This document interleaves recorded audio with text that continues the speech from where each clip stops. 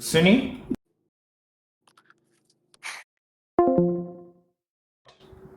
I think we have evidence for God, yes.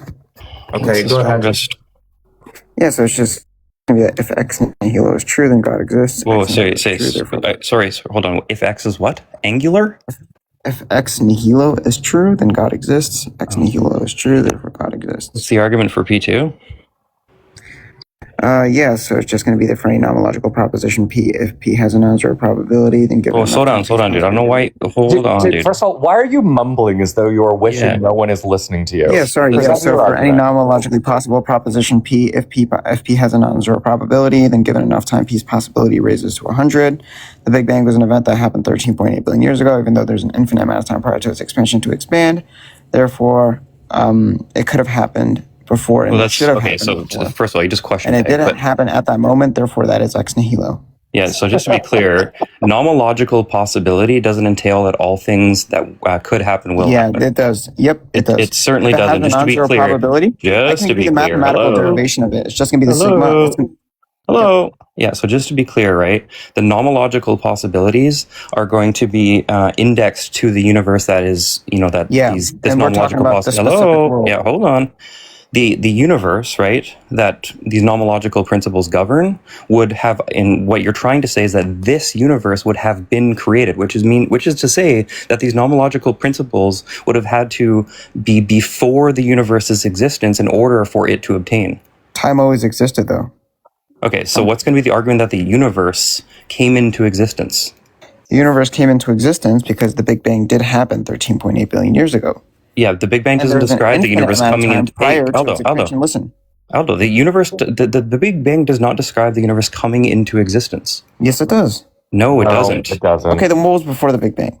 So we don't know, but it could have been an infinite state. Hello, it could have been an infinite state of quantum foam. It could have been like a cyclical event. Oh, really, Sticks? So if it's an infinite state of quantum foam and it remained like that for eternity, doesn't that automatically entail that it's going to continue to remain like that for eternity? No. Why would it randomly just start changing? Yeah, so there can be So there can be quantum fluctuations that allow for, the universe to begin rapidly expanding, right?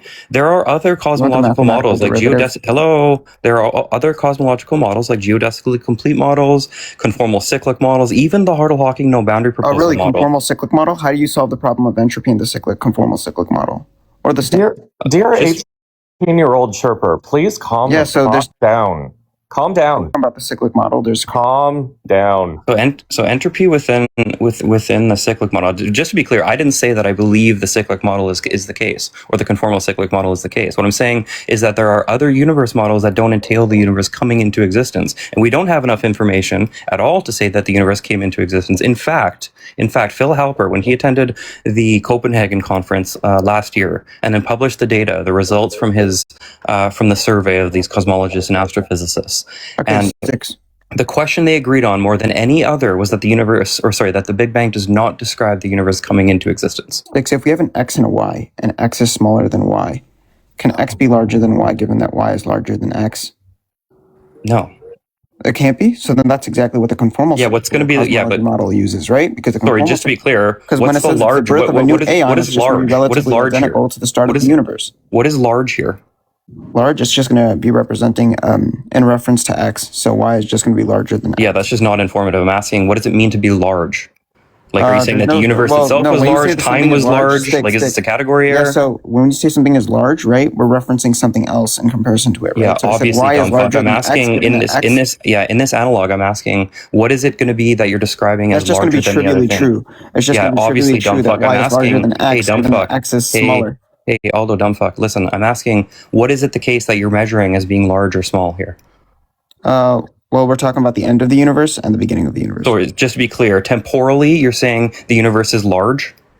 What the fuck does it mean to be temporally large? I didn't say that, you dumb. Well, what do you think end and beginning is? What do you think that's indexed to? Yeah, so when I say the beginning of the universe, right? That's the time, right? That's just going to be the rapid expansion. It's a temporal notion, dumb fuck. Right? So you're saying, so just to be clear, in your dumb fuck analogy. And then there's going to be the end of the universe, and then the birth of the new aeon is just going to be Kiddo, just to be clear, what you said is that just to be clear, you're not even tracking what you said because you're cooking yourself. You said if X is larger than Y, and I said, what are you talking about? Yeah, I said, what are you talking about as being? Yeah, look, you don't have to crash out if you're right. You're chirping, small fry. Please calm down. Styx is willing to engage with you.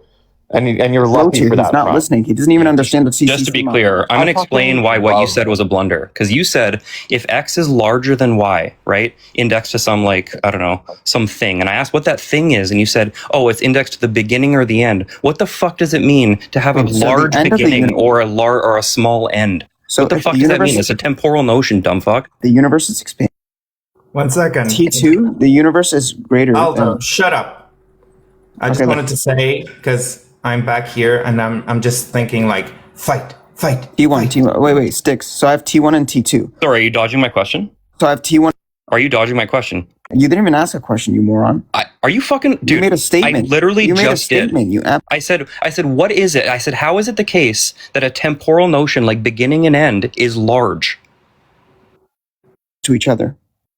The beginning is larger than the end in a temporal reference frame? What the fuck does that even mean? At the end of the universe, if the universe is expanding, let's say the T2 is just going to be the expansion of T1, where T1 was smaller than T2. Large and small is not going to be... It's going to be indexed to itself, you absolute moron. Sorry, do you think the beginning is larger than the end? Or, sorry, the end is larger than the beginning? That's exactly what the conformal cyclical cosmology model poses. Do you know what the CCC model is? Can you please search it up? Yeah, the word large here isn't what the CCC is trying to say. Well, no. What do you mean by large? Large is like a spatial notion. Okay, Styx. What the fuck does that even mean? Yeah, Styx, what's a Euclidean vector? Well, the Euclidean space is just going to be like some flat What's a Euclidean geometry. vector? I didn't ask you what Euclidean space is. I don't know what a Euclidean vector is. It's going to be a vector in Euclidean space, so it's going to be like some sort of what would be the way to trajectory distance, right? Trajectory distance in a flat plane. Okay, yeah, sure. Okay, so when you have, like, say, the universe, right? And let's say there's going to be a birth of a new aeon, like aeon, like after like the expansion, right? So the universe is going to start at a very dense state. It's going to expand, right? And then at the end of its cycle, it's going to look relatively identical to the beginning. So when it's expanding, right? Is it really expanding or no? Because it's going to be... This is what the CCC is struggling with. But what it says is that there's like these entropic resets, right? Entropic resets? Yeah. Okay, well, the universe expanded, right? So things are separating from each other. So are things separating from each other, or are they still close to each other? Well, in reference to each other, yeah, the CCC describes the rapid expansion of the universe. That's obviously just trivially true. Time is linear in the CCC, right? So time only moves forward, right? There's no backwards movement. No, hold on. Just to be, like, if you're talking, like, in reference frames, or, like, are you talking, like, the theory of time? Well, just time itself, right? Like we're talking about that's just like is that like a tautology? We can just take like B theory of time. Yeah, it was obviously like saying that the time passes in all models. That's just like trivially true, at least from some like inertial reference frame. So let's say an expansion, right? When something is expanding, right, and time passes. So T1, it's going to say X, right, and then T2 is just going to be the expansion of X. Is it trivially true that T2 is larger than T1? Well, it's like analytically true. Okay, so it's analytically true that T2 is larger than T1. Well, but larger is a weird word. So how is that going to be relatively identical to T1? So did it actually expand or it didn't expand? It expanded, yeah. Have I once said that the CCC is describing a universe that doesn't expand? No, it's saying that a universe is expanding outwards for eternity, right? There's no contraction in the CCC model. Yeah, I'm aware. Okay, yeah. So how is it going to be identical to the smaller state, right? So how is T2 identical to T1 when T2 is supposed to be larger? Well, from an inertial reference frame? Yes. Well, it's not going to be the same. You just said it was. Yes, it is. Yeah, the birth of the new aeon is going to be relatively identical to the beginning, to the low entropy state of the universe. Yeah, that's what I said. I said there's going to be like this entropic reset that CCC struggles to... It's only increasing. Although, just to be clear, the CCC model still instantiates that time. Yeah, just to be clear, what I said, just to go back a little bit here, what I said was that there are different cosmological models that all account for the universe either, being past eternal or cyclical or infinite, and whatever, these words even mean.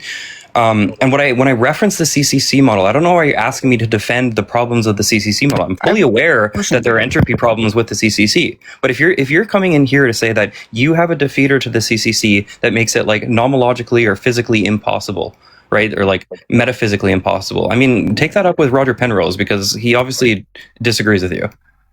Well, I disagree with Roger Penrose, and actually, an 18-year-old who like just fucking graduated high school. I baked when I was 12 years old. Actually, I baked Roger Penrose when I was 12. You didn't bake anyone. You haven't baked anyone now. Listening to you is painful as fuck. Yeah, what's going to be the defeater to the geodesically complete model? It's so important that if you believe a sorcery is real, that you jump through hoops to speak nonsense to demonstrate a belief system you don't believe. Yeah, of course I don't believe in the cosmological. I'm talking about Allah. When I'm talking about sorcery, I'm talking about Allah. You don't actually believe in her. I don't believe in him? Her. Who's Allah? Allah's not a her. Wait. Let's take a pivot here. You're a Sunni, correct? Correct. Okay, so you believe in a slave owning pedophile? So you're just gonna make like a red herring fallacy here, right? I just told you. You realize that you lost. Calm down. Just to be clear, I asked you a question. You want to go back to the geodesically complete model? Give me. What's going to be the argument against the geodesically complete? Yeah, model? I can give you an argument against it. Yeah, go ahead. Just tell me what it is. Oh, you're going to give me an argument against a thing that you've never heard of? For like 4 seconds ago? Believe me when I tell you that looks good. I can destroy it, right? I can use the Borel-Cantilli lemmas, right? So the sum of n is equal to 1 to infinity for the probability a to the subscript nth event is going to be less than infinity, and the probability is going to be 1. Stick. So now I want to ask you, what's repeating what you said in the beginning, right? That's just repeating the first thing you said. What's the geodesically model? Complete model is an eternal universe model that has a reconciliation of entropy. A reconciliation of entropy? Yeah. And then how are you caching reconciliation here? Yeah, so it doesn't have any entropy problem like the CCC model does. Okay, but like, what's going to be like the universe in itself, right? Is it going to be an infinite expansion and retraction? Is it going to be infinite? I think it's an infinite expansion and retraction.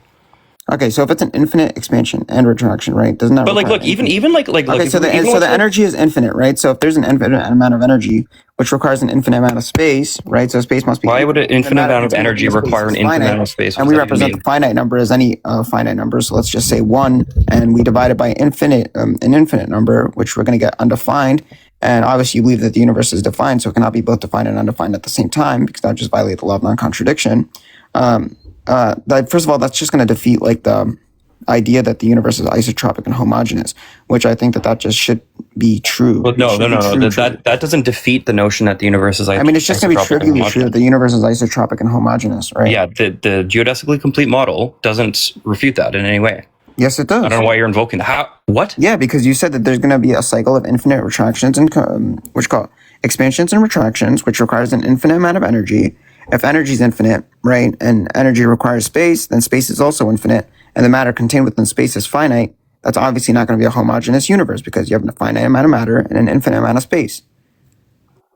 I actually don't know enough about the geodesically complete model. Neither do you. Okay, so you proposed the thing to me, right? And I debunked it for you in front of you. Wait, debunked it? Have you read the paper on it?